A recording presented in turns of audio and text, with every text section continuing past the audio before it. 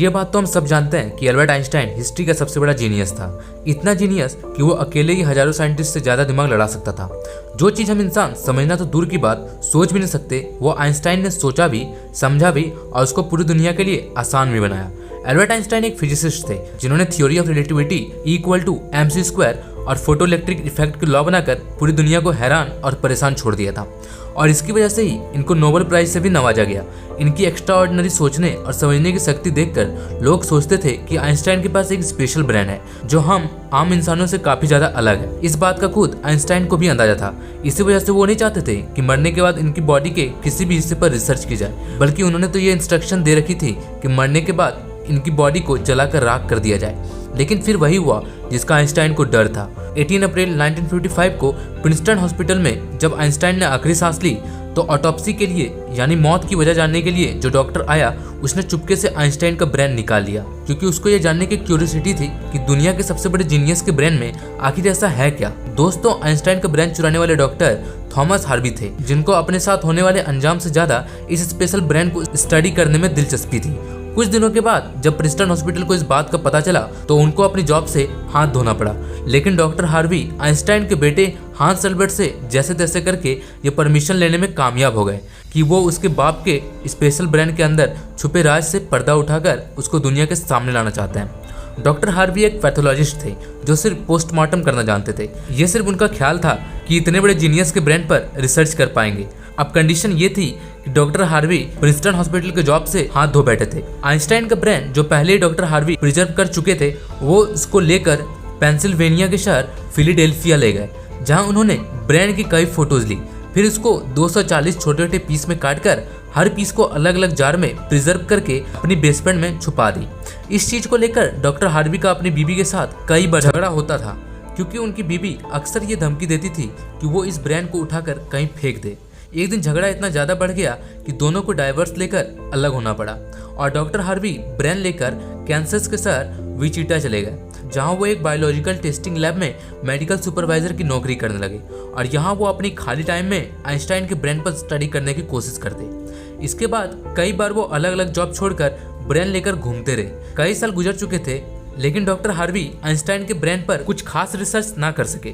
उल्टा उनका medical licence ही cancel कर दिया गया और नौबत यहाँ तक आ गई कि उनको प्लास्टिक की फैक्ट्री में जॉब स्टार्ट करनी पड़ी। तभी उन्होंने पहली बार एक अच्छा फैसला किया कि वो इस ब्रेन के अलग अलग हिस्से को दुनिया भर के बेस्ट न्यूरोपैथोलॉजिस्ट के पास डिटेल रिसर्च के लिए भेजेंगे, और उन्होंने ऐसा ही किया।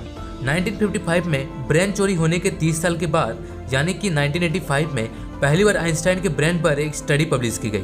इसके बाद अगले 28 सालों तक इस ब्रेन पे दुनिया भर के न्यूरोपैथोलॉजिस्ट ने कई स्टडीज पब्लिश की, जिसमें बताया गया कि आइंस्टाइन का ब्रेन आम इंसानों के ब्रेन से काफी डिफरेंट था। सबसे बड़ा डिफरेंस ब्रेन के कॉर्पस कैलोसम नामी हिस्से में पाया गया। अब यहाँ ये जानना जरूरी है कि इंसानी ब्रेन दो अलग अलग हिस्सों में डिवाइड होता है।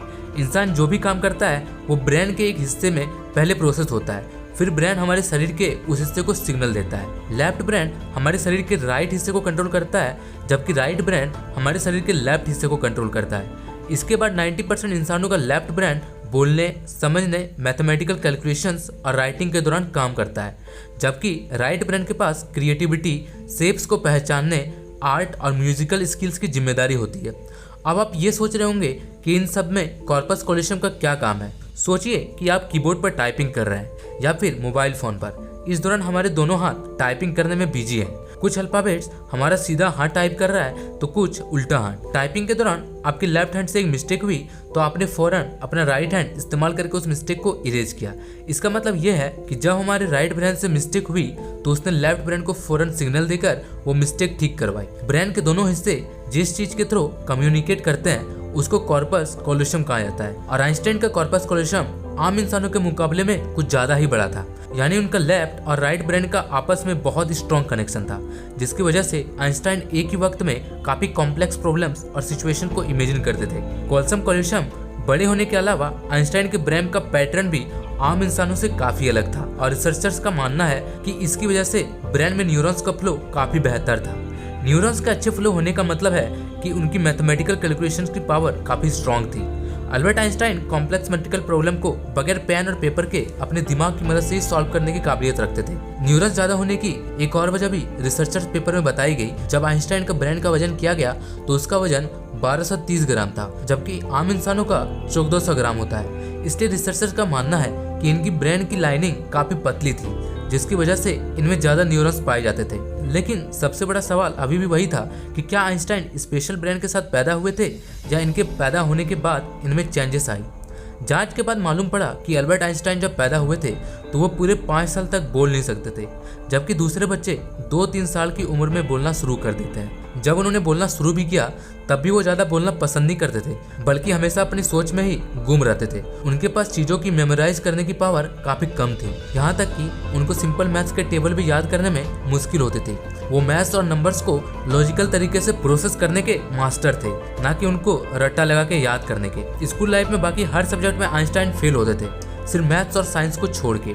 जब अल्बर्ट आइंस्टाइन 12 साल के थे तब एक फैमिली टीचर अपनी ज्योमेट्री की बुक उनके पास भूल गए। हैरतअंगेज तौर पर सिर्फ एक ही दिन में आइंस्टाइन वो पूरे बुक पढ़कर अपनी ज्योमेट्री के कॉन्सेप्ट को क्लियर कर बैठे। ना सिर्फ इतना, बल्कि 14 साल की उम्र में वो इंटीग्रल और डिफरेंशियल कैलकुलेटर के मास्टर बन चुके थे। मैथ्स और साइंस में इनकी इतनी स्ट्रॉन्ग ग्रिप थी कि जब वो क्लासरूम में कोई सवाल पूछने के लिए हाथ खड़ा करते थे तो प्रोफेसर घबराने लगते थे, क्योंकि आइंस्टाइन के अक्सर सवाल टीचर्स के ऊपर से भी गुजर जाते थे। छोटी सी उम्र में ही वो इस यूनिवर्स के लॉ को एक छोटी सी इक्वेशन में बंद करना चाहते थे, और यही उन्होंने अपनी जिंदगी का मकसद बना लिया था। 26 साल की उम्र में आइंस्टाइन ने 4 रिसर्च पेपर पब्लिश करके पूरी दुनिया को हैरान कर डाला, और इसी वजह से उनको पीएचडी की डिग्री और ह्यूमैनिटी के लिए एक बड़ा रोल निभाने के लिए उन्हें नोबेल प्राइज से भी नवाजा गया। इसका अंदाजा आप सिर्फ इस बात से लगा लें कि आज भी आइंस्टाइन की उन थीसिस के बिना साइंस बिल्कुल अधूरी है। कई डॉक्टर्स और साइंटिस्ट ने ये नतीजा निकाला कि आइंस्टाइन का ब्रेन उनके पैदा होने के बाद स्पेशल बना था, जिसकी सबसे बड़ी वजह यह थी कि जब उनको अपने सवालों का कोई जवाब नहीं मिलता था तो वो खुद अपने दिमाग की मदद से वो जवाब तलाश किया करते थे। छोटी उम्र से ही ऐसा करने से इनका ब्रेन उसी हिसाब से डेवलप होता गया।